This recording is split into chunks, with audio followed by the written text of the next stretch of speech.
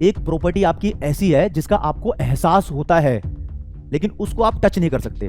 जो आप लैपटॉप या मोबाइल फोन यूज कर रहे हो, अगर इससे अच्छी कोई टेक्निक आ जाती है तो उसी मोबाइल फोन की वैल्यू और कम हो जाती है। तो वो भी डेप्रिसिएशन है, वो टेक्नोलॉजी में बदलाव करने की वजह से आया है। लेकिन मैं पढ़ा लिखा हूं, मुझे एक सोशल बेनिफिट भी हो जाता है कि हाँ भाई, समाज के अंदर बढ़िया इज्जत, बढ़िया रेपुटेशन, लोग बढ़िया नजरों से देखते हैं, ठीक है, थोड़ी पर्सनालिटी सेट हो जाती है। तो एक सोशल बेनिफिट भी इन चीजों का होता है, ये मान लो। तो कोई दिक्कत नहीं है। आप स्किल और नॉलेज, स्किल और एक्सपर्टीज, एक दो वर्ड याद रख के डेफिनेशन में लिख देना, नंबर पूरे मिल जाएंगे, नंबर तो नहीं कटने वाले। हेलो गाइस, मैं आपका भाई, दोस्त, educator of economics love Kaushik. आज एक ही क्लास में ह्यूमन कैपिटल फॉर्मेशन का पूरा चैप्टर खत्म करा दूंगा। जितनी मुश्किल आपको इस चैप्टर की लैंग्वेज लगती है उतनी आसान बना दूंगा। अगर आप नोट्स की तलाश में है तो डिस्क्रिप्शन में आपका लिंक गिवन है, आपको डाउनलोड करो और नोट्स भी वहीं जाके पीडीएफ की फॉर्म में डाउनलोड कर लो। फिर भी क्लास को देखने के बाद आपको कोई दिक्कत, डाउट, प्रॉब्लम या परेशानी आती है तो कमेंट सेक्शन में बता देना। मैं सारी कमेंट्स पढ़ता हूं और आपकी कमेंट का रिप्लाई करके उस दिक्कत, डाउट, प्रॉब्लम को सॉल्व करने की पूरी कोशिश करूंगा। तो वैसे तो मैं कह रहा हूं कि पूरा चैप्टर इस क्लास में खत्म ही कराऊंगा, लेकिन एक बार आज की क्लास में जो टॉपिक कवर होंगे उनके नाम देख लेते हैं दोस्तों। ह्यूमन कैपिटल और फिजिकल कैपिटल के बारे में इस चैप्टर में बताया जाएगा। और जो कि चैप्टर का नाम ह्यूमन कैपिटल फॉर्मेशन है, तो इसमें क्या प्रॉब्लम आती है, क्या इसका रोल है, क्या इसके सोर्सेस हैं, वो कराऊंगा। ये बड़ी लेंथी चीज है और सबसे ज्यादा इंपॉर्टेंट 3 क्वेश्चन यहां से बन ही रहे हैं। फिर इंडिया का एजुकेशनल सेक्टर, और लास्ट में जब चैप्टर खत्म करेंगे तो ह्यूमन कैपिटल फॉर्मेशन और इकोनॉमिक ग्रोथ के बीच में क्या इंटर रिलेशनशिप होता है वो बताऊंगा। ठीक है दोस्तों। और सबसे पहले इस चैप्टर की अगर शुरुआत करनी है तो शुरुआत होगी आपकी अपनी प्रॉपर्टी से।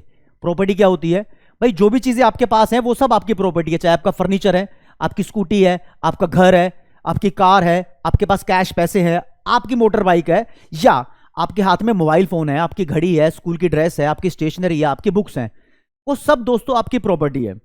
और इस चैप्टर के अंदर जो आपकी प्रॉपर्टी है उसको ही बोला गया है कैपिटल। चैप्टर का नाम है ना ह्यूमन कैपिटल फॉर्मेशन। तो सबसे पहले एक वर्ड कैपिटल को निकाल के लाएंगे, कैपिटल का मतलब समझेंगे, फिर चैप्टर के अंदर कूदेंगे। तो कैपिटल का मतलब हुआ आपकी प्रॉपर्टी, जो भी चीजें। अगर एक फैक्ट्री या कंपनी की बात करूं तो उसके पास जो उसकी जमीन है, जो उसकी मशीन है, जो उसका रॉ मटेरियल है, जो उसकी बिल्डिंग है, वो सब उस कंपनी या उस फैक्ट्री की कैपिटल है, यानी प्रॉपर्टी है। अब आप अपने पर्सनल लेवल पे फील करके देखो, जो चीजें आपके कंट्रोल में है, जो चीजें आपके अधिकार पे है, यानी जिसके आप मालिक हो, या आपके पेरेंट्स जिन चीजों के मालिक हैं, वो चीजें आपकी प्रॉपर्टी ऐसी प्रॉपर्टी है जिनको आप छू सकते हो, टच कर सकते हो। लेकिन एक प्रॉपर्टी आपकी ऐसी है जिसका आपको एहसास होता है लेकिन उसको आप टच नहीं कर सकते। प्रॉपर्टी का नाम बताऊं? आपका टैलेंट। एक जादूगर की जादूगरी, एक डांसर का डांस, एक कलाकार की कलाकारी। भाई हर इंसान के अंदर अपनी एक पर्सनल स्किल होती है ना? उसको वो प्रॉपर्टी समझता नहीं है लेकिन वो भी उसकी प्रॉपर्टी है। एक इंसान की इंटेलिजेंसी, है ना? देखो, डॉक्टर अलग तरीके से इंटेलिजेंट है, इंजीनियर अलग तरीके से इंटेलिजेंट है, सीए अलग तरीके से इंटेलिजेंट है। सबके अंदर अपनी अपनी अलग अलग स्किल्स है।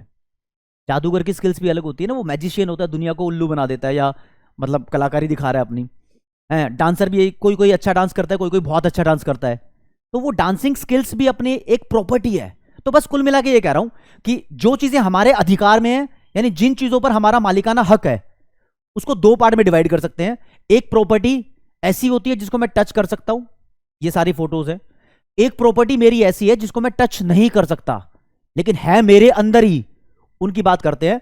वो हमारी दोस्तों नॉलेज है, वो हमारी एबिलिटी है, स्किल्स है, अपनी एजुकेशन है, अपनी क्रिएटिविटी है, अपनी विजडम है। ये भी हमारी प्रॉपर्टी है।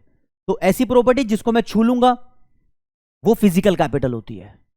ऐसी प्रॉपर्टी जिसको मैं छू नहीं सकता, आप नहीं छू सकते, लेकिन हमारे अंदर समाई हुई है, वो हमारी ह्यूमन कैपिटल है। ह्यूमन, इंसान, इंसान के अंदर की प्रॉपर्टी ह्यूमन कैपिटल, राइट? तो हमारे अंदर जो भी स्टॉक भरी पड़ी है नॉलेज की, जो भी स्किल्स भरी पड़ी है, वो सब कुछ ह्यूमन कैपिटल है।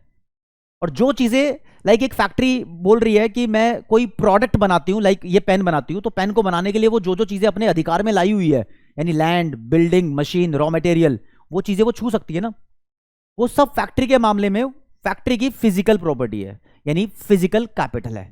तो यहां पर शुरुआत करेंगे कॉन्सेप्ट की सबसे पहले कि ह्यूमन कैपिटल क्या होता है और फिर फिजिकल कैपिटल क्या होता है। अकेले अपने पर्सनल लेवल पे इस चैप्टर को नहीं बनाया गया है, अपने देश के यानी कंट्री के, यानी वर्ड यूज करूंगा नेशन, अपने नेशन के लेवल पे इस चैप्टर को बनाया गया है। तो एक देश के पास जितने भी पढ़े लिखे लोग जितने भी स्किल्ड लोग, जितने भी एक्सपर्ट लोग, टैलेंटेड लोग होते हैं, वो उस देश की ह्यूमन कैपिटल होते हैं। और एक देश के पास जो भी रिसोर्स है, मशीन है, बिल्डिंग है, लैंड है ना, वो सब चीजें उस देश की फिजिकल कैपिटल होती है। तो आसान शब्दों के अंदर दोस्तों मीनिंग लिखा हुआ है। मैंने बोला ह्यूमन कैपिटल और फिजिकल कैपिटल का मतलब यहां पर है, तो डेफिनेशन पढ़ लेते हैं ह्यूमन कैपिटल होती क्या है। तो human capital refers to the stock of skill, ability, expertise and knowledge of a nation at a point of time. एक नेशन यानी देश के पास इन सब चीजों का जितना भी स्टॉक है उसको ह्यूमन कैपिटल बोलते हैं। अगर आपको ये 1 2 3 4 इसके अलावा और टैलेंट भी वर्ड लगा सकता था, ये 4-5 वर्ड नाम ध्यान ना रहे तो कोई दिक्कत नहीं है, आप स्किल और नॉलेज, स्किल और एक्सपर्टीज 1-2 वर्ड याद रख के डेफिनेशन में लिख देना, नंबर पूरे मिल जाएंगे, नंबर तो नहीं कटने वाले, इस बात को तो कंफर्म कर लो। अब नापते कैसे हैं, मेजर कैसे करते हैं एक देश के पास कितनी ह्यूमन कैपिटल है? भाई वो देखते हैं उस देश के अंदर कितने प्रोफेशनल लोग हैं, डॉक्टर्स कितने हैं, इंजीनियर्स कितने हैं, लॉयर कितने हैं, सीए कितने हैं, सीएस कितने हैं, है ना। जिस देश में ये पढ़े लिखे लोग ज्यादा होंगे उस देश की ह्यूमन कैपिटल ज्यादा होगी, एक तरीके से ये मान के चलो, ठीक है। फिर दूसरा आता है फिजिकल कैपिटल। फिजिकल कैपिटल की डेफिनेशन सजाई है कुछ शब्दों में, तो लिखा है physical capital refers to the inputs and property which are required for further production. यानी बोल रहा है एक फैक्ट्री के पर्पज से, एक फैक्ट्री के अंदर जितने भी इनपुट्स या फैक्ट्री की प्रॉपर्टी होती है जिससे फर्दर प्रोडक्शन हो सके। भाई फैक्ट्री फर्दर प्रोडक्शन ही तो करती है, कुछ और ही तो बनाती है चीजों को इस्तेमाल करके। तो जिन चीजों का इस्तेमाल वो फैक्ट्री कर रही है वो चीजें उस फैक्ट्री की प्रॉपर्टी है, तो उसको बोलते हैं फिजिकल कैपिटल। जैसे कि खुद फैक्ट्री एक देश के बारे में बात करें तो उसकी फिजिकल प्रॉपर्टी है, plant and machinery, buildings, raw material और बहुत सारी साइकिल, स्कूटर वगैरह जो भी इसके पास है वो सब इसकी फिजिकल कैपिटल है। अब चैप्टर की शुरुआत में फिजिकल कैपिटल और ह्यूमन कैपिटल के बीच का अंतर करना होता है। यानी आप कुछ लिमिटेड शब्दों में अगर समझना चाहते हो तो जो चीजें मेरी हैं, मेरे अंदर समाई हैं, वो ह्यूमन कैपिटल है। जो चीजें मेरी हैं और मुझसे बाहर दिखती हैं वो फिजिकल कैपिटल है। फिजिकल कैपिटल को मैं छू सकता हूं तो फिजिकल कैपिटल के लिए वर्ड यूज किया जाता है, फिजिकल कैपिटल टेंजिबल है। और ह्यूमन कैपिटल जो मेरे अंदर मेरा टैलेंट है, मेरी स्किल्स है, मेरी नॉलेज है, मेरा एक्सपर्टीज है, कितना एक्सपर्ट हूं मैं, इन चीजों को मैं टच नहीं करता, टच कर भी नहीं सकता, ये चीजें इंटेंजिबल होती है। अब देखो ना, जो चीजें मेरे अंदर हैं मैं उनको खुद से अलग करके नहीं दिखा सकता। मैं अपने टैलेंट को कैसे अपने हाथ में लेके आपको दिखाऊं, आपकी नॉलेज को कैसे अपने हाथ में लेके आपको दिखाऊं, ये चीजें मेरे अंदर हैं, ये एक्सप्रेस हो सकती हैं बस। लेकिन जो मेरी फिजिकल प्रॉपर्टी है, मेरी कार है, मेरी बाइक है, मेरा फोन है, मेरा पेन है, मेरी बुक है, इसको मैं अपने से अलग करके शो कर सकता हूं। यानी फिजिकल कैपिटल को उसके मालिक से, उसके ऑनर से अलग किया जा सकता है और ह्यूमन कैपिटल को उसके मालिक से अलग नहीं किया जा सकता। अब फिजिकल कैपिटल को एक देश से दूसरे देश में भेजा भी जा सकता है, एक्सपोर्ट किया जा सकता है, ट्रांसफर किया जा सकता है। अब ह्यूमन कैपिटल को, अपने टैलेंट को अपने देश से कैसे बाहर भेजूं मैं, मेरे साथ ही जाएगा वो, जाएगा तो, है ना। फिजिकल कैपिटल की एक लैंग्वेज और सुनाता हूं आपको। देखो जैसे कार खरीदते हैं या मोबाइल फोन खरीदते हैं या कोई मशीन खरीदते हैं, तो इन चीजों की वैल्यू टाइम के हिसाब से धीरे धीरे कम होती रहती है ना, उसको बोलते हैं डेप्रिसिएशन। तो फिजिकल कैपिटल पे डेप्रिसिएशन लगता रहता है, टाइम के हिसाब से उनकी वैल्यू कम होती रहती है। लेकिन अपनी नॉलेज, टैलेंट और स्किल्स ये टाइम के हिसाब से कम नहीं होती। अगर इनको बोलें कि क्या ये कम हो सकती है, तो ये कम हो सकती है किसी इंसान की एज के साथ। कोई अभी अच्छा डांस करता है 20 साल की उम्र में, तो शायद वो 70 साल की उम्र में उतना अच्छा डांस ना कर पाए। तो ये एजिंग के साथ इसकी क्वालिटी खत्म हो सकती है। ऐसा नहीं है कि टाइम के साथ होगी, जो 20 साल की उम्र में अच्छा डांस कर रहा है तो 22 साल की उम्र में और अच्छा भी डांस कर सकता है। तो एज फैक्टर है, ज्यादा एज हो जाएगी तो उसकी वैल्यू कम हो सकती है। या फिर एक कंट्री के बारे में दोस्तों अगर सुनना चाहते हो और समझना चाहते हो तो ये बात समझना कि जैसे जैसे मान लो एक देश की ह्यूमन कैपिटल कम होती जा रही है एज के साथ साथ, वैसे वैसे तुम नए बंदे ट्रेन करते रहो। तो एक कंट्री में जैसे जैसे डॉक्टर खत्म हो रहे हैं तो उतने ही नए डॉक्टर बनाते रहो, तो ये खत्म नहीं होगी। ह्यूमन कैपिटल ऐसे खत्म नहीं होती, जितने खत्म हो रहे हैं तुम उतने बना लो, है ना। तो यहां पर ये सिस्टम चल सकता है। तो अभी आपके सामने पेश किया जाता है डिफरेंस ह्यूमन कैपिटल और फिजिकल कैपिटल का। ये लिखा हुआ है साफ सिंपल शब्दों के अंदर, पढ़वा देता हूं दोस्तों आपको। पहला पॉइंट बनता है कि फिजिकल कैपिटल टेंजिबल है और ये इंटेंजिबल है। ऊपर ऊपर से लैंग्वेज कर रहा हूं। फिजिकल कैपिटल को सेपरेट किया जा सकता है इसके ऑनर से, तो it is separable from its owners, और human capital can not be separated from its owners. ठीक है। थर्ड नंबर पे बोला है it is perfectly mobile between the countries. Mobile का मतलब समझो, मोबाइल का मतलब मोबाइल फोन नहीं है। मोबाइल का मतलब यहां पर है लाना और ले जाना, एक्सपोर्ट करना और इंपोर्ट करना। यानी फिजिकल कैपिटल, और आसान शब्दों में बताऊं, सामान, कोई भी सामान हो फिजिकल कैपिटल है, कोई भी चीज हो फिजिकल कैपिटल है। तो चीजों को एक देश से बाहर भी ले जाना आसान है, देश के अंदर भी लाना आसान है, लेकिन टैलेंट पे एक खास तरीके की रेस्ट्रिक्शन होती है, एक नेशनैलिटी की और उसके कल्चर की। लाइक मैं बोलूं कि गुजरात का नाम मुझे ध्यान आ रहा है, गुजरात में गरबा है, गरबा नाम का डांस होता है, पंजाब में भंगड़ा है, ये एक कल्चर वाला डांस है, मतलब कल्चरल एक्टिविटी है, वहां पर डांसिंग एक्टिविटी है। तो इसको अमेरिकन लोग कैसे अडेप्ट करेंगे, वो इन चीज़ों को नहीं मानेंगे। तो जो हमारा कल्चर या स्किल्स या हमारा अंदर का खुद का टैलेंट भी है, इसको देशों में ले जाना, विदेशों में ले जाना थोड़ा मुश्किल काम है। इस पर रेस्ट्रिक्शन है क्योंकि दूसरे लोग नहीं मानते, ये रेस्ट्रिक्शन हो सकती है, कानून नहीं है, मतलब रेस्ट्रिक्शन है। अब इंडिया का वकील इंडिया के कानून पढ़ेगा ना, तो विदेश में जाके केस कैसे लड़ेगा, विदेशी कानून पता होने चाहिए उसको। तो ये रेस्ट्रिक्शन है। बाकी इंडिया में जो बाइक चलती है वो विदेशों में भी चल सकती है, तो फिजिकल कैपिटल तो कहीं की कहीं ले जाओ, कोई दिक्कत नहीं है। ठीक है। चौथे नंबर पे लिखा हुआ है ये डेप्रिशिएट हो सकती है जैसे जैसे टाइम बीतेगा। ठीक है ना, या फिर इसकी वैल्यू कम हो, डेप्रिशिएट का मतलब किसी भी चीज की वैल्यू का कम होना, या तो टाइम की वजह से कम हो जाती है, या फिर तकनीक बदल जाए, टेक्निक बदल जाए तो उसकी वैल्यू कम हो जाती है। जो आप लैपटॉप या मोबाइल फोन यूज कर रहे हो, अगर इससे अच्छी कोई टेक्निक आ जाती है तो उसी मोबाइल फोन की वैल्यू और कम हो जाती है, तो वो भी डेप्रिशिएशन है, वो टेक्नोलॉजी में बदलाव करने की वजह से आया है। तो अगर टाइम के हिसाब से भी वैल्यू कम हो सकती है और टेक्नोलॉजी के हिसाब से भी वैल्यू कम हो सकती है, लेकिन ह्यूमन कैपिटल की वैल्यू डेप्रिशिएट नहीं होती। ये डेप्रिशिएट सिर्फ तब हो सकती है जब एज बढ़ती रहे। बट ये बोला हुआ है कि इसको और भी बनाया जा सकता है, can be made up through continuous investment in education and health. सरकार अगर हेल्थ और एजुकेशन में इन्वेस्टमेंट करती रहे, यानी हेल्थ में इन्वेस्टमेंट करने का मतलब हेल्थ फैसिलिटीज अच्छी होंगी तो डॉक्टर, इंजीनियर, सीए, सीएस लंबे समय तक जिंदा रहेंगे, तो वो ह्यूमन कैपिटल का जो टैलेंट है देश के पास लंबे समय तक बना रहेगा। ठीक है। और एजुकेशन में इन्वेस्ट करेगी तो जो स्टूडेंट्स हैं वो जल्दी जल्दी कन्वर्ट होंगे एक ह्यूमन कैपिटल की फॉर्म में। ठीक है।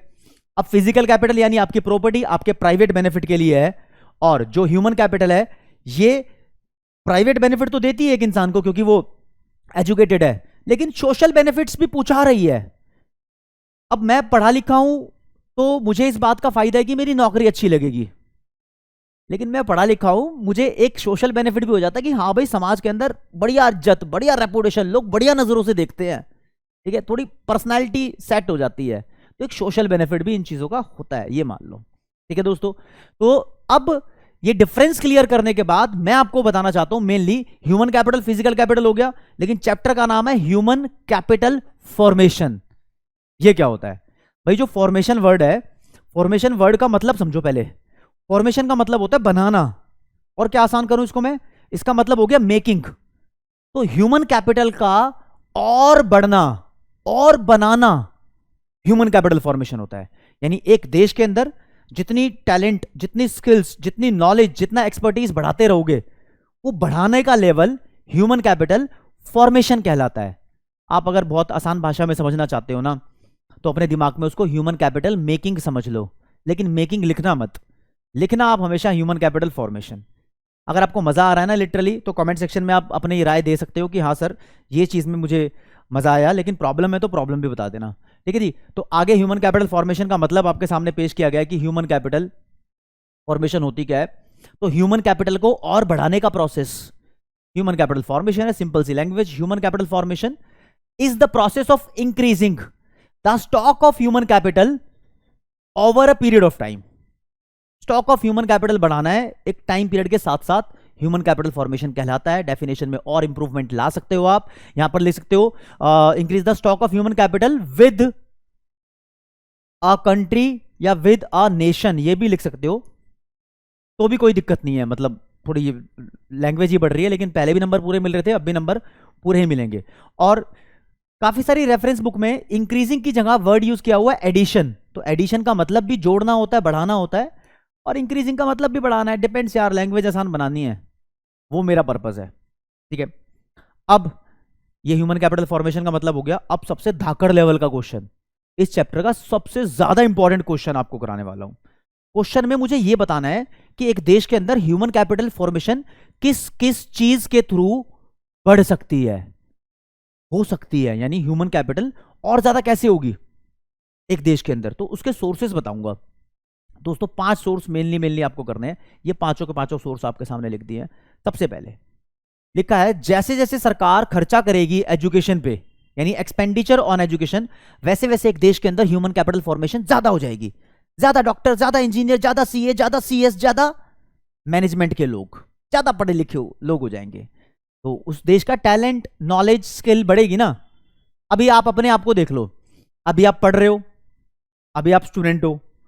जब आप पढ़ाई लिखाई अपनी कंप्लीट कर लोगे तो एक देश के लिए आप टैलेंट या नॉलेज की स्टॉक बन जाओगे, और आप बन जाओगे उस देश की ह्यूमन कैपिटल। तो जब उस देश के काम आने लगोगे तो आप ह्यूमन कैपिटल बन जाओगे। तो देश जब स्कूल बनवा रहा है, जिस स्कूल में आप पढ़ते हो ना, वो चाहे प्राइवेट स्कूल हो चाहे सरकारी स्कूल हो, वो गवर्नमेंट के अप्रूवल से स्कूल बना है, तो गवर्नमेंट का खास योगदान है। तो गवर्नमेंट भी बहुत कुछ कंट्रीब्यूट करती है एजुकेशन के लिए, तो सरकार को एजुकेशन में बहुत खर्चा करना चाहिए। और सरकार किस हिसाब से खर्चा कर रही है, ये इस चैप्टर के लास्ट वाले हिस्से में दिया हुआ है।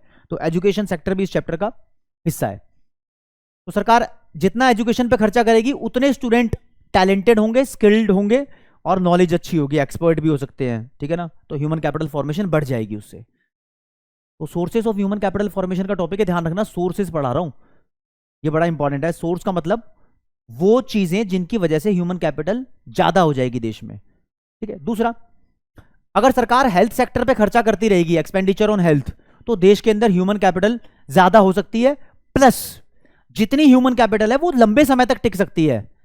अब देखो, ज्यादा सेंटी होने वाली बात नहीं है जो बता रहा हूं, लॉजिकल बात बताऊंगा।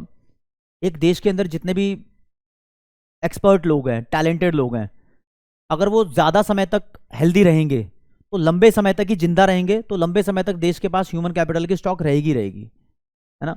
अब सरकार यहां पर हेल्थ सेक्टर की अगर बात करते हैं तो मेडिसिन पे खर्चा करती है। ये पॉइंट बड़ा इंपॉर्टेंट है जो मैं लिख रहा हूं। मेडिसिन पे, मेडिसिन की वैरायटी बनाई हुई है सरकार ने। सरकार कहती है हम खर्चा करते हैं प्रिवेंटिव मेडिसिन पे। यहां से आपसे क्वेश्चन पूछ सकते हैं, प्रिवेंटिव मेडिसिन होती है, ठीक है। एक होती है क्यूरेटिव मेडिसिन, एक होती है सोशल मेडिसिन। तो इन 3 चीजों पर, प्रिवेंटिव मेडिसिन का मतलब हो गया वैक्सीन, वैक्सीनेशन पूरा नाम है, जैसे कि कोविड-19 की वैक्सीन हो गई, इस पर सरकार खर्चा कर रही है। तो सरकार कह रही है कि हम बीमारी पैदा होने ही नहीं दे रहे अगर इस पर खर्चा कर रहे हैं, तो मतलब प्रिवेंट कर रहे हैं, रोकथाम कर रहे हैं बीमारी आने। अगर किसी ने कोविड की वैक्सीन लगा रखी है, वैक्सीन का मतलब वो इंजेक्शन ही है, तो उसके कम चांस है कि उसको कोविड होगा।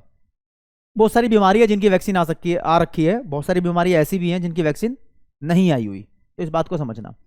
फिर दोस्तों, क्यूरेटिव दवाइयां वो दवाइयां होती हैं जो बीमारी के दौरान खाई जाती हैं। अगर किसी को बुखार हो गया तो वो डिस्प्रिन नहीं लेगा, पैरासीटामोल लेगा, तो पैरासीटामोल की टैबलेट क्यूरेटिव मेडिसिन हो गई है।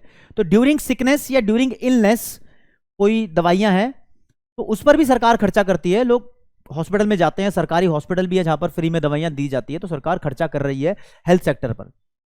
तो इन सुविधाओं से लोग लंबे समय तक जिंदा रहते हैं और देश के पास ह्यूमन कैपिटल लंबे समय तक बनी रहती है ना।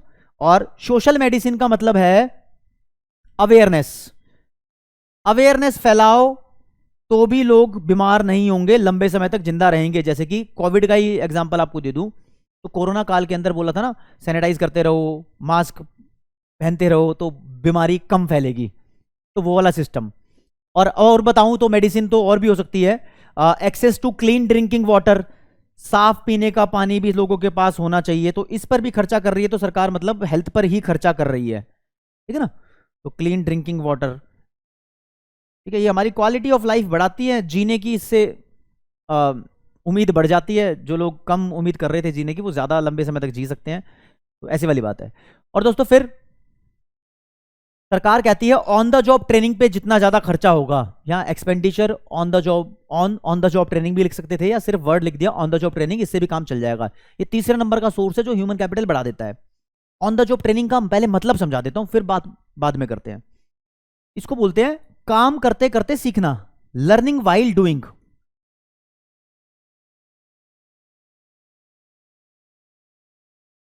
सरकार चाहती है कि इस तरीके से लोगों को ट्रेन किया जाए कि वो करते करते सीखते भी रहें। तुम्हारी पढ़ाई कुछ इस तरीके से हो कि उस पढ़ाई की एप्लीकेशन हो रियल लाइफ में, फैक्ट्री में, कंपनी में काम करना सीखो। सिर्फ किताबी कीड़े मत बनो, प्रैक्टिकल नॉलेज भी होनी चाहिए।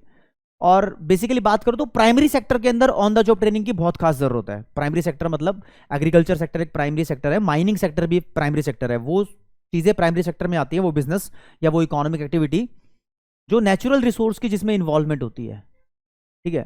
फैक्ट्री वगैरह सेकेंडरी सेक्टर में आती है, सर्विस वगैरह टर्शरी सेक्टर में आती है, ठीक है ना। उसकी बात चलो छोड़ो, तो जरूरत है कि काम करते करते सिखाने की, ऑन द जॉब ट्रेनिंग पे खर्चा करने की बहुत जरूरत है, ऑन द जॉब ट्रेनिंग। क्योंकि इससे जब काम करते करते बंदा सीखेगा ना, तो वो ज्यादा प्रोडक्शन कर सकता है देश के लिए, देश के ज्यादा काम आ सकता है। कंपेयर करें कि बंदा रट्टा मार रहा है, लर्न कर रहा है, तो वो अच्छा टैलेंट नहीं आएगा उसके अंदर, अच्छी नॉलेज नहीं आएगी उसके अंदर। रट्टा मारना अलग चीज है और सही में प्रैक्टिकली उस चीज को परफॉर्म करके दिखाना अलग चीज है। तो प्रैक्टिकली परफॉर्म करना ऑन द जॉब ट्रेनिंग होता है। तो इस तरीके के कोर्स चलाए जाने चाहिए जिसमें सिखा भी रहे हैं प्रैक्टिकल, बिल्कुल सामने के सामने, ठीक है। और अगला दोस्तों माइग्रेशन। माइग्रेशन एक बहुत बड़ा सोर्स है। माइग्रेशन का मतलब आप समझ लो कि एक जगह से दूसरी जगह बंदे जा रहे हैं, ठीक है। बंदे जा रहे हैं मतलब ऐसा मान सकते हो, अगर इंडिया की बात करूं, बहुत लोकल लेवल का एग्जांपल नहीं दूंगा, इसमें इंटरनेशनल एग्जांपल आ जाएगा। कुछ लोग जो दूसरे देशों में डॉक्टर या इंजीनियर बन गए हैं, वो वहां से इंडिया के अंदर आ जाएं सीधा, तो इंडिया के पास एक टैलेंट की स्टॉक बढ़ जाएगी, है ना, नॉलेज की स्टॉक बढ़ जाएगी, तो पहले से ज्यादा पढ़े लिखे लोग हो जाएंगे। आपको पता ही है कि एक साल के अंदर इंडिया इतने डॉक्टर बना देता है जितने पाकिस्तान में टोटल नहीं है, इस बात को ध्यान रखना। तो इंफॉर्मेशन पे खर्चा, सबसे बड़ा खर्चा इंफॉर्मेशन पे खर्चा आजकल माना जा रहा है। इंफॉर्मेशन पे खर्चा करेंगे तो अच्छी ह्यूमन कैपिटल देश के अंदर होगी। अब इंफॉर्मेशन से रिलेटेड अगर आपको बताऊं, किसी हॉस्पिटल में अगर आप गए हो, शायद प्राइवेट हॉस्पिटल में ज्यादातर होता है गवर्नमेंट में भी है, जो बात बताने वाला हूं, उसमें एक रिसेप्शन नाम का काउंटर होता है।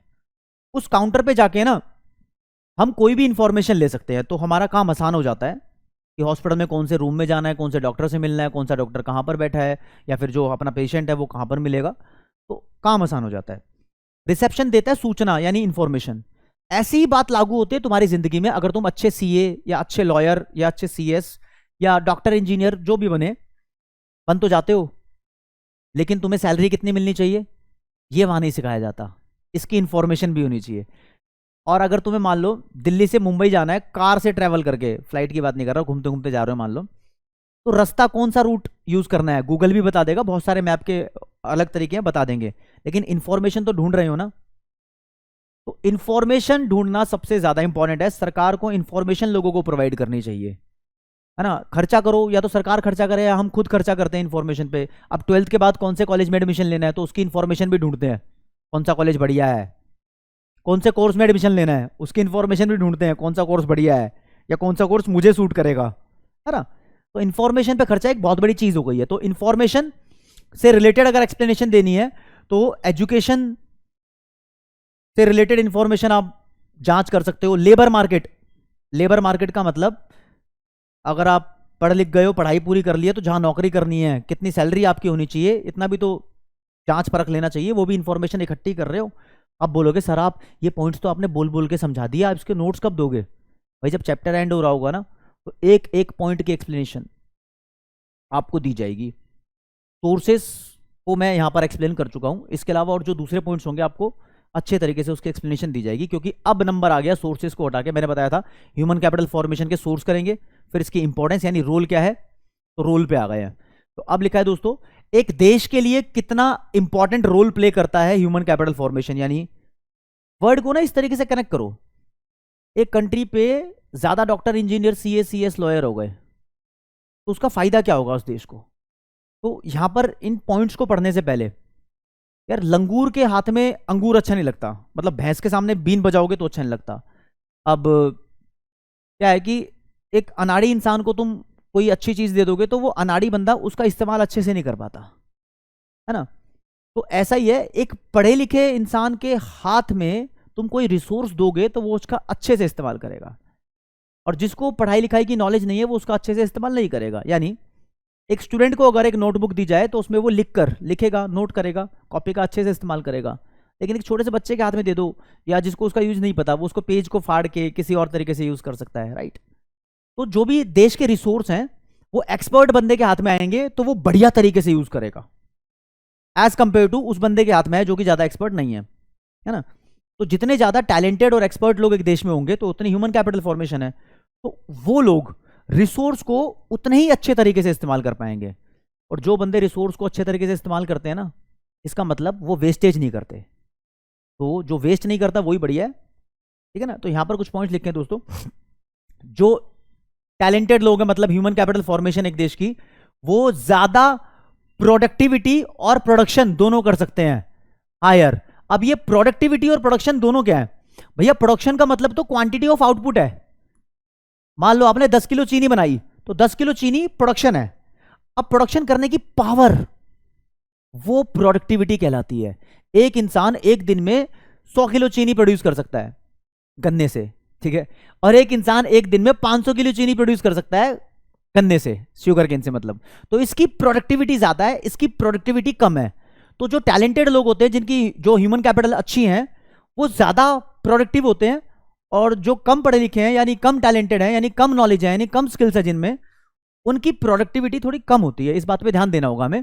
तो जो यानी जिनके पास स्किल है, नॉलेज है, एक्सपर्टीज है, वो प्रोडक्शन भी ज्यादा करेंगे और उनकी प्रोडक्शन करने की पावर भी ज्यादा ही होगी। अब वो रिसोर्सेज को यानी फिजिकल कैपिटल को इफेक्टिवली यूज कर सकते हैं, इफेक्टिवली भी और एफिशिएंटली भी, दोनों तरीके से, मतलब बढ़िया तरीके से इस्तेमाल कर सकते हैं, वेस्टेज नहीं करेंगे। यानी यहां पर हम मान सकते हैं बेस्ट यूज कर सकते हैं।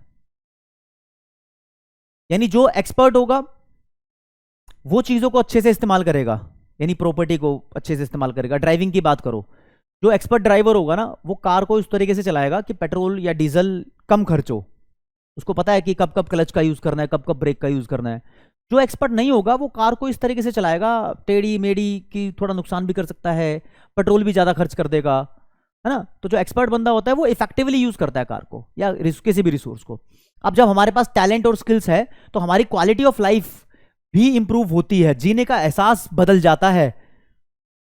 एक समझदार इंसान, टैलेंटेड बंदा जिंदगी को किसी और तरीके से देखता है एज कंपेयर टू जो समझदार नहीं है वो बंदा। समझ रहे हो? एक्सप्लेनेशन, एक एक पॉइंट को एक्सप्लेन करके वर्ड्स में लास्ट में दिया हुआ है, एक एक वर्ड एक्सप्लेन किया हुआ है, टेंशन मत लेना आप, ठीक है। Raises life expectancy.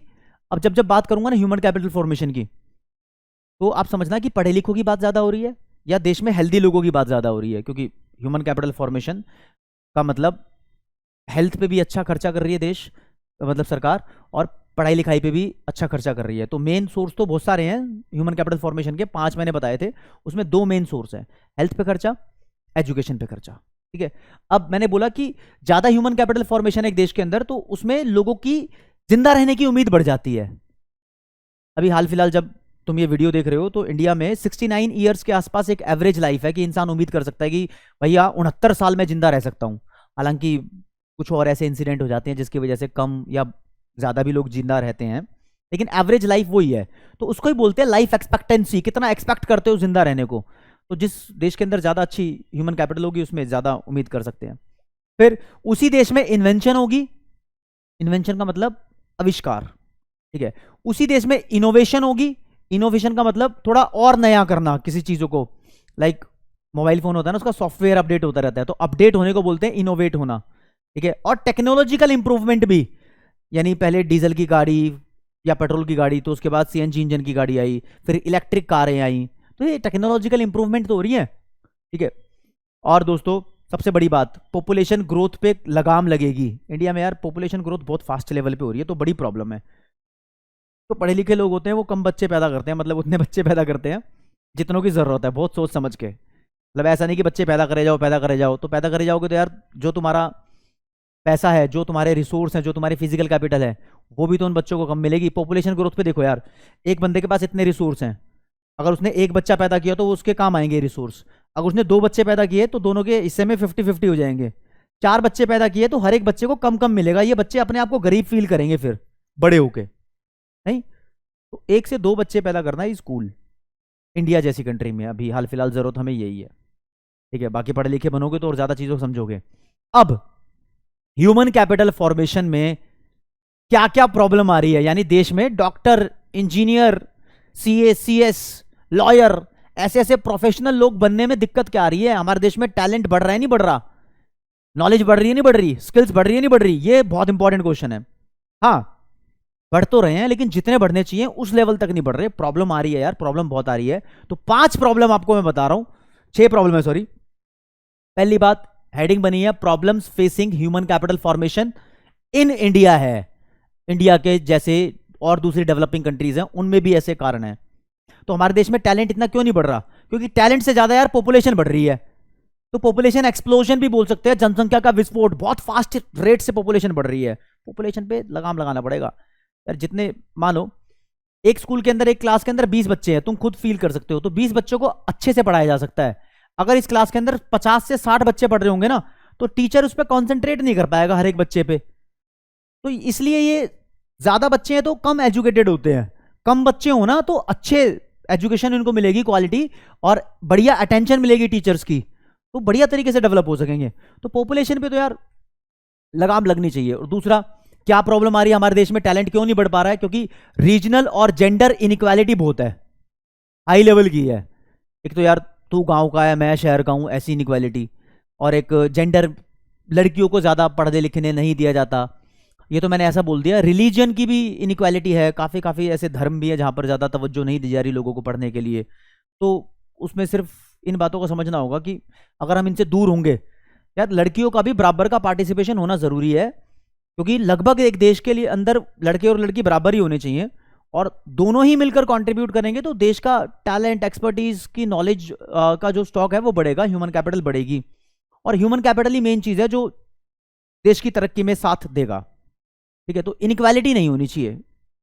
एक घर के अंदर 2 लोग हैं, एक लड़का और एक लड़की, लड़के को पढ़ाया गया, लड़की को नहीं पढ़ाया गया, तो आधे रिसोर्स इस्तेमाल हुए हैं, आधे तुमने इस्तेमाल ही नहीं किए। ये सोच लो, दोनों को पढ़ाना चाहिए। ठीक है ना? एक है ब्रेन ड्रेन, बड़ा मस्त पॉइंट है। ब्रेन ड्रेन मतलब दिमाग चोरी, दिमाग उड़ा के ले जाना, उड़ा के ले जाना। क्या बोल दिया मैंने? इंडिया के अंदर लोग डॉक्टर, इंजीनियर बनते हैं, फ्लाइट पकड़ के अमेरिका, कनाडा, यूके पहुंच जाते हैं नौकरी करने के लिए, ऑस्ट्रेलिया पहुंच जाते हैं नौकरी करने के लिए। ये गलत बात है, समझ रहे हो? मतलब रिसोर्स तुम इंडिया के बने और ज्यादा पैसों के चक्कर में या फैसिलिटी के चक्कर में किसी और कंट्री में चले गए, तो इंडिया का टैलेंट वहीं कम हो गया। जब इंडिया का इंजीनियर या डॉक्टर दूसरे देश में चला गया, तो उस देश का ह्यूमन कैपिटल बढ़ गया है, इंडिया का कम हो गया है। तो ये बड़ी डिफिकल्टी है कि लोग इंडिया में जाना चाह रहे हैं, पढ़ लिख के सोचते हैं मैं फॉरेन शिफ्ट हो जाऊं। सच बताऊं, कुत्तों जैसी हालत होती है। विदेश में जाके अगर जी रहे हो ना, वो फ्रीडम नहीं मिलेगी जो हमारे देश में मिल रही है। इस बात को समझ लेना। अगला, क्या प्रॉब्लम आ रही है? ऑन द जॉब ट्रेनिंग नहीं मिल रही। बेसिकली एग्रीकल्चर की अगर बात करें या प्राइमरी सेक्टर की बात करें, बहुत इनसफिशियंट है। यानी हमें learning while doing, practical training नहीं मिल रही। एग्रीकल्चर के बारे में बता देते हैं, रबी फसल ये होती है, खारीफ फसल ये होती है, पढ़ा देते हैं। अब फर्टिलाइजर ये होते हैं, पेस्टिसाइड ये होते हैं, लेकिन वहां जाकर प्रैक्टिकली नहीं सिखाया जाता। सिखा दो भाई, क्या जा रहा है? स्कूल से बोलते एग्रीकल्चर की बात हो रही है, एक बार खेत में ले जाओ और दिखा दो बीज कैसे बोए जाते हैं, खेत के अंदर पानी कैसे दिया जाता है ना? तो बच्चों को पूरी प्रैक्टिकल नॉलेज होगी, उसको भी अच्छा प्रोफेशन समझेंगे। लेकिन नहीं हो रहा, insufficient on the job training है। और एक लो एकेडमिक स्टैंडर्ड है। लो एकेडमिक स्टैंडर्ड को ये समझना, यार हमारे देश की 10वीं 9वीं क्लास या 11वीं 12वीं में जो पढ़ाया जा रहा है ना, वो किसी डेवलप्ड कंट्री में अगर चले जाओ तो वहां पर 8वीं 9वीं क्लास में हो रहा है। तो उनका एकेडमिक स्टैंडर्ड बड़ा है। मैं आपको खुद बताऊं, मैं अगर देखता हूं, एक इंटरनेशनल बैकलॉरेट बोर्ड है, आईबी बोर्ड, एक CBSE board, ICSE board, state boards, बहुत सारे बोर्ड होते हैं ना। तो लगभग 11वीं 12वीं क्लास की बात की जाए तो इंडिया के सभी बोर्ड्स में बराबरी है। मतलब जो एकेडमिक स्टैंडर्ड है 11वीं 12वीं में लगभग बराबर सा पढ़ाया जा रहा है, थोड़ा बहुत ऊपर नीचे है। लेकिन आईबी बोर्ड की अगर बात करूं ना, इन बच्चों के पास जो बुक्स है ना, 11वीं 12वीं के जो बच्चे हैं उनके पास वो बुक्स हैं जो इंडिया जैसी कंट्री में ग्रेजुएशन लेवल पे भी पढ़ाया जाएगा। मतलब उनका एकेडमिक स्टैंडर्ड थोड़ा हाई है। तो इंडिया का एकेडमिक स्टैंडर्ड थोड़ा लो है। ये इनइक्वालिटी भी है कि कम है। मतलब 9वीं 10वीं में जितना यहाँ पर सीखते हैं बच्चे, डेवलप्ड कंट्री में वो 8वीं 9वीं में सीख चुके होते हैं। समझ रहे हो एकेडमिक स्टैंडर्ड कितना लो है? और दूसरा, सबसे बड़ी प्रॉब्लम ह्यूमन कैपिटल फॉर्मेशन की, इसको रातों रात क्रिएट नहीं कर सकते, लॉन्ग टर्म प्रोसेस है, can not be developed in a overnight. छोटा मोटा प्रोसेस नहीं है कि आज सोच लिया इंजीनियर ज्यादा बनेंगे तो हो जाएंगे इंजीनियर बहुत सारे, काफी साल लगते हैं इस पे। तो ये बड़ी प्रॉब्लम है, इसकी एक्सप्लेनेशन आपको अच्छे से मिल जाएगी दोस्तों, कोई दिक्कत डाउट परेशानी वाली बात नहीं है। एक बार इन चीजों को सामने से देख लो, मैं स्क्रीन के सामने से हट भी जाता हूं ताकि आप सारे पॉइंट्स अच्छे से पढ़ लो। तो दोस्तों इसके बाद बारी आएगी एजुकेशन सेक्टर की, तो एजुकेशन से शुरुआत करेंगे। हालांकि यहाँ एजुकेशन की डेफिनेशन लिखी हुई है, ये आपसे एक्सपेक्ट नहीं किया जाता कि इतनी बड़ी क्लास के अंदर आपसे पूछे कि एजुकेशन क्या होता है, लेकिन फिर भी दो तीन चीजें क्लियर करनी है मुझे कि सिर्फ पढ़ना और लिखना एजुकेशन नहीं होता। एजुकेशन का जो प्रोसेस है उसमें स्टूडेंट के साथ साथ टीचर भी इन्वॉल्व है। तो एजुकेशन एक ब्रॉडर टर्म है। पढ़ना और लिखना जब मैं बोलूंगा ना कि किसी को पढ़ना यानी रीड एंड राइट, ये दो बातें करूंगा, जिसको पढ़ना और लिखना आता है ना तो उसको बोलेंगे दोस्तों वो लिटरेट है। लिटरेट, लिटरेसी की बात करते हैं, साक्षरता की बात करते हैं, लेकिन इसके अलावा पढ़ाना, सीखना, सिखाने का जो प्रोसेस है स्पेशली स्कूल और कॉलेज और दूसरे जो एकेडमिक इंस्टीट्यूट्स में चलता है उसको बोलते हैं एजुकेशन। एजुकेशन का पर्पस क्या होता है? एक देश के पास या कैंडिडेट के पास नॉलेज की स्टॉक को बढ़ाना, उसके अंदर स्किल्स डेवलप करना। तो डेफिनेशन लिखी है एजुकेशन की, it implies the process of teaching, training and learning, तीनों बातें आ गई है, specially in schools and colleges. किस लिए? To improve knowledge and develop skills. ये डेफिनेशन नाम मात्र की लिखी है, आपके लिए इंपॉर्टेंट नहीं है। आपके लिए इंपॉर्टेंट क्या है? वो ये चीज की प्रॉब्लम क्या आ रही है इंडिया में एजुकेशन सेक्टर के अंदर, क्या प्रॉब्लम आ रही है। तो प्रॉब्लम्स की कुछ लिस्ट आपके सामने पेश की गई है, ये प्रॉब्लम आ रही है। तो हेडिंग है problems relating to development of education in India. Education की डेवलपमेंट क्यों नहीं हो रही? एक एक पॉइंट जस्टिफाई करूंगा, बहुत इंपॉर्टेंट है। पहला point, large number of illiterates. India में 36 करोड़ लोग अब भी ऐसे हैं जब आप ये क्लास देख रहे हो जिनको पढ़ना और लिखना नहीं आता। इतने सारे लार्ज नंबर ऑफ इलिटरेट है, लगभग 36 करोड़ की बात हो रही है। और ये नंबर दोस्तों काफी सारी कंट्री की पॉपुलेशन तो इससे टोटल में ही कम है। मतलब बहुत पूरे वर्ल्ड में सबसे ज्यादा ऐसे लोग हैं इंडिया में जिनको पढ़ना और लिखना नहीं आता। हालांकि पॉपुलेशन सबसे ज्यादा चाइना की है, लेकिन इलिटरेट लोगों की जिनको पढ़ना लिखना नहीं आता उनकी बात हो रही है। ठीक है, इनएडिक्वेट वोकेशनलाइजेशन, ये एक प्रॉब्लम है। यानी इंडिया में जो कोर्सेज है ना वो डिग्री ओरिएंटेड कोर्सेज ज्यादा है, मतलब डिग्री ले लो कहानी खत्म है, ट्रेनिंग पे ध्यान नहीं दे रहे। वोकेशनलाइजेशन का मतलब होता है कि प्रैक्टिकल ट्रेनिंग भी देनी चाहिए स्टूडेंट्स को, कैंडिडेट्स को, उनको सिखाना भी चाहिए। लेकिन यहां पर डिग्री ओरिएंटेड कोर्स होते हैं, हाँ भाई मैं ग्रेजुएट हूं, यहां कहानी खत्म। अरे ऐसा नहीं है, ग्रेजुएट है तो किस काम का है, तुझे वो काम आता है नहीं आता। अब बात करूं तो यूथ की बात करूं तो शहर के इलाके में लगभग 16% ग्रेजुएट लोग बेरोजगार हैं। डिग्री तो ले ली, काम नहीं मिल रहा क्योंकि आता नहीं है, डिग्री नाम मात्र की ले ली, पेपर पास कर लिया रट्टा मार के। अगर बात करूं रूरल एरिया की तो लगभग 19% लोग ऐसे हैं जिनको मतलब ग्रेजुएशन तो हो गई है, डिग्री मिल गई है, काम नहीं आ रहा है। अगर बात करूं ओवरऑल वुमेन की तो 30% वुमेन ऐसी हैं जिनके पास ग्रेजुएशन की डिग्री है लेकिन नौकरी नहीं है। ये क्या है? ये इनएडिक्वेट वोकेशनलाइजेशन की वजह है। सिर्फ एग्जाम ले लिया, पास कर दिया, कहानी खत्म। अरे सिखाओ तो सही। इस तरीके की एजुकेशन होनी चाहिए कि जो काम आए आगे, किसी कंपनी में, किसी फैक्ट्री में, सरकार के हाथ में या एडमिनिस्ट्रेशन में, किसी तक किसी काम तो आनी चाहिए। जेंडर बायसनेस एक बहुत बड़ी प्रॉब्लम है इंडिया की एजुकेशन में। काफी सारी जगह ऐसी है जहां पर लड़कियों को पढ़ने नहीं दिया जाता, काफी सारे धर्म ऐसे जहां पर इस पर रेस्ट्रिक्शन लगाई जाती है, नहीं होना चाहिए। रूरल एरिया में एक्सेस लेवल कम है एजुकेशन का, एक्सेस का मतलब पहुंच होता है। तो यहां पर गांव वाले इलाके में इतने एजुकेशनल इंस्टीट्यूट नहीं है जितने होने चाहिए, जितनी वहां पर रिक्वायरमेंट है। कंपेरेटिवली शहर में ज्यादा है। अब चाहता हूं लगभग 67% of Indian population is still living in the village economy, यानी 2/3 भारत की पॉपुलेशन का हिस्सा अब भी गांव में रहता है। लेकिन क्या 2/3 स्कूल है वहां पर? नहीं है, स्कूल बहुत कम है, कॉलेज बहुत कम है। फिर लो गवर्नमेंट एक्सपेंडिचर ऑन एजुकेशन, सरकार भी कुछ ज्यादा खास खर्चा नहीं कर रही है। आपको एक बात बताता हूं, हमारे देश में 1966 में एजुकेशन कमेटी बिठाई गई थी, बोला गया था हमारे जीडीपी का 6% हिस्सा एजुकेशन सेक्टर पे खर्च होना चाहिए। लेकिन अभी की भी बात करूं ना तो 4% के आसपास है। अभी भी इनफ एक्सपेंडिचर नहीं कर रही है सरकार एजुकेशन के ऊपर, लिख देता हूं साफ करके, है ना, हल्का सा ही ज्यादा है 4% से। और दूसरा, प्राइवेटाइजेशन जब एजुकेशन का हुआ है तो प्राइवेट स्कूल का वर्चस्व बहुत बड़ा है। मतलब बहुत सारे पेरेंट्स चाहते हैं कि मेरा बच्चा प्राइवेट स्कूल में पढ़ ले, प्राइवेट स्कूल का एजुकेशन स्टैंडर्ड ऐसा होता है, वहाँ स्पोर्ट्स एक्टिविटी ऐसी होती है, वहाँ फैसिलिटी ज़्यादा है। होंगी, खर्चीला भी तो बहुत है, लोग अफोर्ड नहीं कर पा रहे, यही तो प्रॉब्लम है। तो लिखा है privatisation of education is very expensive. तो ये प्रॉब्लम हो रहा है, ये आपको जाननी होगी, ठीक है ना। कुछ प्रॉब्लम्स है, आप इसमें से 4 प्रॉब्लम्स को याद कर सकते हो, आपका काम चल जाएगा। और अब कुछ फैक्ट्स जानेंगे ह्यूमन कैपिटल फॉर्मेशन इंडिया के बारे में। यानी जब भारत के अंदर 5 ईयर प्लान्स बनाए गए, 1951 में पहला 5 ईयर प्लान बनाया गया, फिर दूसरा 1956 में, फिर एक 61 में, है ना, और फिर कुछ गैप्स आए हैं 66 से 69 में। तो ऐसे 5 ईयर प्लान बनाए गए, पहला, दूसरा, तीसरा। तो दोस्तों जो 7वें नंबर का 5 ईयर प्लान था ना, उसमें जिक्र किया था ह्यूमन कैपिटल फॉर्मेशन का। यानी वहां टारगेट बनाया गया था कि अब देश के अंदर ह्यूमन कैपिटल बढ़ानी है। तो एक इंपॉर्टेंट फैक्ट जो एमसीक्यू क्वेश्चन की फॉर्म में आपके पेपर में आ सकता है कि कौन से 5 ईयर प्लान में ह्यूमन कैपिटल फॉर्मेशन को मेन मुद्दा बनाया गया था, 7वें 5 ईयर प्लान में, ठीक है।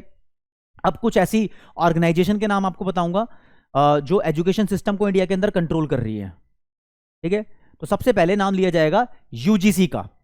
दोस्तों यूजीसी यहां पर लिखा है, इसको बोलते हैं यूनिवर्सिटी ग्रांट कमीशन, इसकी फुल फॉर्म भी आपको पता होनी चाहिए। जो सीनियर लेवल की एजुकेशन होती है, बेसिकली कॉलेज लेवल की एजुकेशन तक, ये फंडिंग भी करती है, मतलब उन इंस्टीट्यूट्स को पैसा भी प्रदान करती है, साथ साथ में वहां के रूल्स और गाइडलाइंस को ये कंट्रोल करती है, ये रूल बनाती है, गाइडलाइन बनाती है एजुकेशनल इंस्टीट्यूट के लिए, बेसिकली कॉलेजेस के लिए।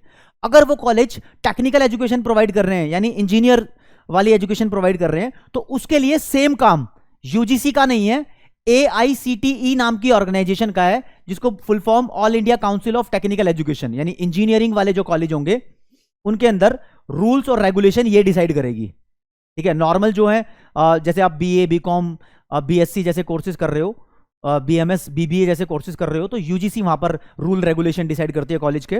लेकिन बीटेक इंजीनियरिंग वाले कोर्स कर रहे हो तो वहां पर AICTE रेगुलेट करेगी। तो ऐसे ही बात करें डॉक्टरी लेवल के कोर्सेज लाइक MBBS जैसे कोर्सेज, तो उसके लिए रूल और रेगुलेशन डिजाइन करने का काम Indian council of medical research को दिया गया है, शॉर्ट में इसको ICMR बोलते हैं, ठीक है। तो भारत के अंदर ये मिनिस्ट्री ऑफ हेल्थ का पार्ट है, चाहे यूनियन की बात करें चाहे स्टेट की बात करें। यूनियन मतलब सेंट्रल गवर्नमेंट और स्टेट लेवल मतलब MLA वाली गवर्नमेंट, CM वाली गवर्नमेंट, ठीक है जी। अब यहां पर एक चीज बीच में रह गई थी, यहां पर NCERT जिसकी फुल फॉर्म है national council of education research and training, ये स्कूल लेवल तक स्टडी मटेरियल प्रिपेयर करने का काम करती है। NCERT के अलावा एक SCERT नाम की और ऑर्गेनाइजेशन भी है जो स्कूल लेवल तक स्टडी मटेरियल प्रिपेयर करते हैं। तो इनके बारे में आपको नॉलेज होनी चाहिए, MCQ में बहुत हेल्प करते हैं। और वर्ल्ड बैंक की रिपोर्ट ने कहा कि इंडिया जल्दी ही एक नॉलेज इकोनॉमी होने वाला है, ये फैक्ट भी जानना है। मतलब इंडिया के अंदर लोग पढ़े लिखे इस कदर बढ़ रहे हैं कि नॉलेज के बेसिस पर इंडिया अपना GDP इंक्रीज कर लेगा, यानी डॉक्टर इंजीनियर के बेसिस पर इंडिया अपना GDP बढ़ा सकता है, उनकी सर्विसेज का बहुत ज्यादा योगदान रहेगा। ये कुछ फैक्ट्स हैं जो बड़े इंपॉर्टेंट है यार, MCQ की फॉर्म में आपसे पूछ सकते हैं। 7th 5 ईयर प्लान, किसी के फुल फॉर्म पूछ लिया है ना, कौन किस में काम आता है। तो आगे बताया जाएगा आपको ह्यूमन कैपिटल फॉर्मेशन और इकोनॉमिक ग्रोथ के बीच में रिश्ता। पहले बता देता हूं इकोनॉमिक ग्रोथ का मतलब क्या होता है, ये जान लो।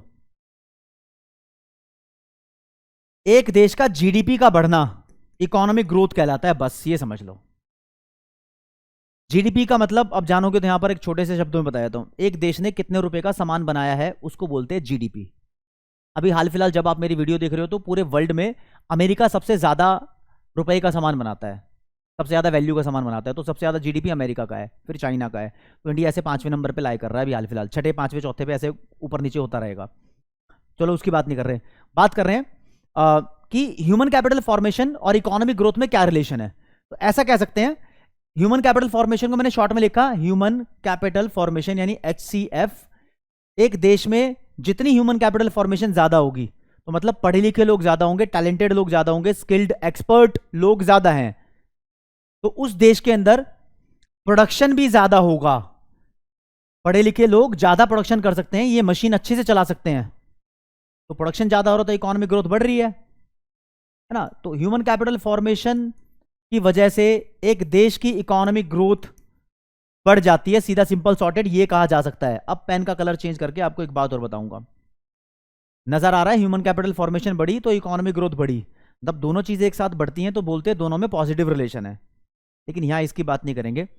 अब एक रिलेशन साथ में घूमता है, एक देश में इकोनॉमिक ग्रोथ ज्यादा है तो उसका मतलब इस देश में फैसिलिटीज बहुत ज्यादा हैं। मतलब फैसिलिटीज कैसे ज्यादा हैं भाई, एक देश में ज्यादा सामान बनाया गया है तो उस देश के लोगों को सुविधाएं भी ज्यादा होगी ना, तो इसको वैसे बोल देते हैं फैसिलिटीज को per capita availability of goods and services.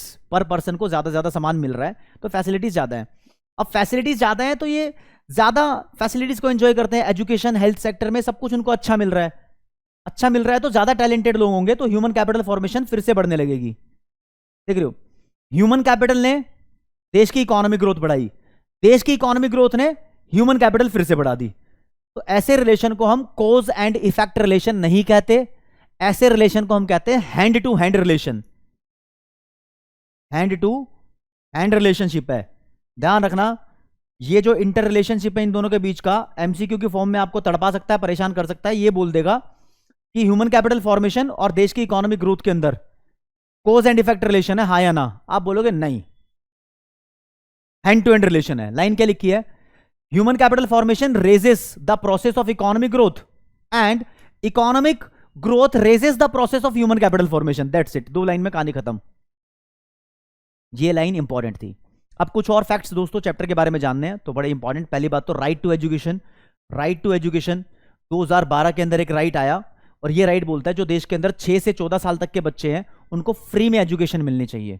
तो सरकारी स्कूलों में बेसिकली ऐसा है भी, जो 14 साल तक के बच्चे हैं उनको फीस चार्ज की नहीं जाती है, ठीक है। तो ये फंडामेंटल राइट बना दिया गया, तो इससे रिलेटेड एक एमसीक्यू क्रिएट हो सकता है, बस इसलिए मैं इसको बता रहा हूँ, ठीक है। एक और छोटा सा क्वेश्चन, इंपॉर्टेंट फैक्ट है, ये मैंने बीच में बताया था। 1964 और 6 में एजुकेशन कमेटी बैठी थी और उसने रिकमेंड किया था कि एक देश के जीडीपी का 6%, कम से कम एटलीस्ट 6% खर्चा एजुकेशन के ऊपर होना चाहिए। लेकिन इंडिया अभी भी इसको अचीव नहीं कर पाया है। लगभग 4% के आसपास एजुकेशन पे इंडिया खर्च कर रहा है, हल्का सा ही 4% से ज्यादा है, इतना ही खर्च कर रहा है।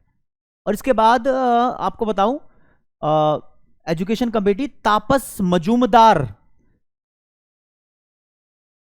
जी की हेडिंग में, मतलब ये हेड थे कमेटी के, ये 1998 में बैठी थी।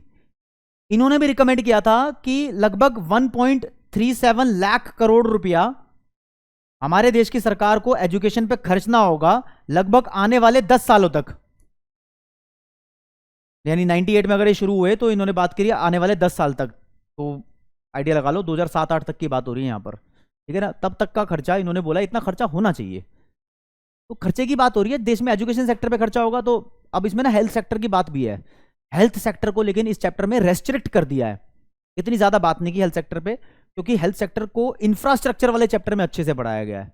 तो इसके लिए एक और फैक्ट, अब एजुकेशन सेक्टर इंडिया के बारे में 3 पार्ट में डिवाइडेड है, पेन का कलर चेंज करना पड़ेगा। एक एलिमेंट्री एजुकेशन, यानी 8वीं क्लास तक के बच्चे एलिमेंट्री एजुकेशन का हिस्सा होते हैं। एक सेकेंडरी एंड सीनियर एजुकेशन, जो कि 12वीं क्लास के बच्चे होते हैं, 9वीं से 12वीं।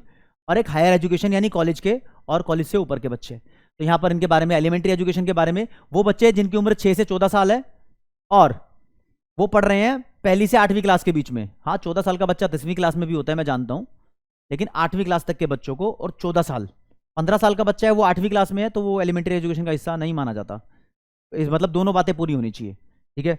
और लगभग 97% चिल्ड्रन है जो देश के अंदर, उनको एजुकेशन मिल रही है जो इस उम्र में है, ठीक है। तो हमारे देश की सरकार ने ऐसे कुछ योजनाएं बनाई हैं, सर्व शिक्षा अभियान, मिड डे मील स्कीम और डिस्ट्रिक्ट प्राइमरी एजुकेशन प्रोग्राम बनाए हैं, राइट टू एजुकेशन बनाया है, जो प्राइमरी लेवल पे एजुकेशन को बढ़ावा दे रहे हैं। प्राइमरी लेवल के एजुकेशन का मतलब 1ली से 5वीं तक होता है, एलिमेंट्री होता है 1ली से 8वीं तक, ठीक है, इस बात को समझना। तो अब इन सभी जो प्रोग्राम का नाम लिया है ना, इनको एक्सप्लेन करना नहीं आएगा।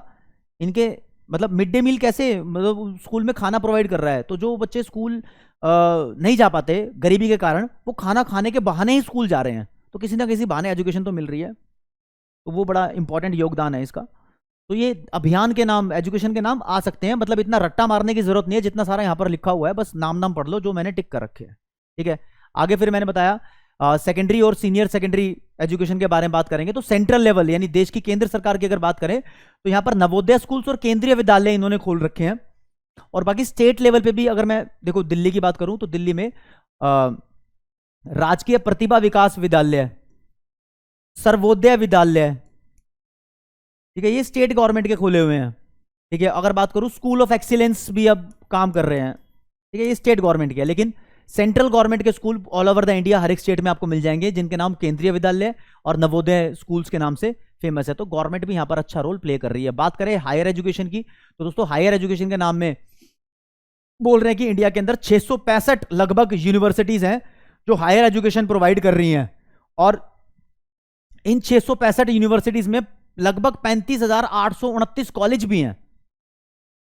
यूनिवर्सिटी और कॉलेज के बीच में आपको बताता हूं, जैसे दिल्ली यूनिवर्सिटी है, उसमें 70 से ज्यादा कॉलेज हैं, तो एक यूनिवर्सिटी के अंदर बहुत सारे कॉलेज हो सकते हैं, ठीक है ना। तो ऐसे ही 665 के आसपास यूनिवर्सिटी है देश के अंदर, और उसमें इतने सारे कॉलेज है। और number of student getting higher education is about 130 lakh, लगभग 130 लाख स्टूडेंट हायर एजुकेशन लेते ही लेते हैं इंडिया में।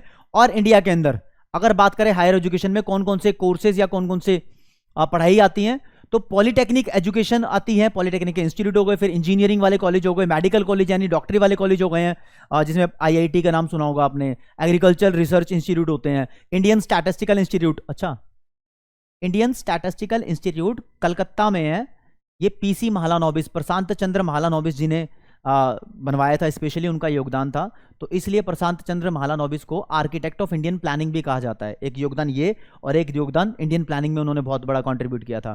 फिर मैनेजमेंट के लिए आईआईएम जैसे इंस्टीट्यूट्स हैं, तो ये इंस्टीट्यूट के कुछ नाम हैं, इतने ज़्यादा इंपॉर्टेंट नहीं है, लेकिन फिर भी चैप्टर का हिस्सा है तो इसलिए बताने पड़ रहे हैं। और दोस्तों जैसे कि मैंने बताया, फिर आपको मैं एक्सप्लेन करके दूंगा चीज़ें, हर एक चीज़। तो यहाँ पर नोट्स की फॉर्म में आपके पास एक्सप्लेनेशन है, sources of human capital formation, तो पूरा का पूरा जो मैंने बताए थे, एजुकेशन पे खर्चा करती है सरकार, तो पूरा का पूरा एक्सप्लेन किया हुआ है, आप देख सकते हैं। तो आपको जब ये डिस्क्रिप्शन में लिंक पे आप क्लिक करोगे, आपके लिंक पे, तो वहाँ पर एप्लीकेशन आपके फ़ोन में डाउनलोड हो जाएगी, तो आप वहाँ पर जा सकते हो और पीडीएफ की फॉर्म में ये नोट्स डाउनलोड कर सकते हो। स्क्रीनशॉट लेने की ज़रूरत नहीं है, परेशान होने की ज़रूरत नहीं है। तो 5 सोर्स यहाँ पर एक्सप्लेन किए हैं, पहला, दूसरा हेल्थ पे, तीसरा ट्रेनिंग पे खर्चा, चौथा माइग्रेशन पे खर्चा, और 5वें नंबर का इन्फॉर्मेशन पे खर्चा। हर एक चीज़ के नोट्स अच्छे तरीके से मिल जाएंगे आपको। फिर role of human capital formation, तो पहला पॉइंट, दूसरा पॉइंट, तीसरा, चौथा, 5वां, ये सब पॉइंट्स आपको अच्छे तरीके से एक्सप्लेन कर रखे हैं। फिर भी आपकी कोई प्रॉब्लम, दिक्कत, डाउट, परेशानी है तो वो आप कमेंट सेक्शन में जरूर बताएं, और ये बताएं कि आप इस चैप्टर को पढ़ के कितने मजे में हो गए हो, कितना आपको मजा आ गया है। मैंने नोट्स भी आपको गिनवा दिए हैं, चीजें जहां तक की थी ज्यादातर एक्सप्लेन कर दी, यहां पर लिखा लिखा है, सब कुछ मिल गया। तो मेरे हिसाब से आपको एक ये वन शॉट सॉल्यूशन मिल गया। तो दोस्तों आज की क्लास में इतना ही। जय हिंद, जय भारत, नमस्कार, धन्यवाद।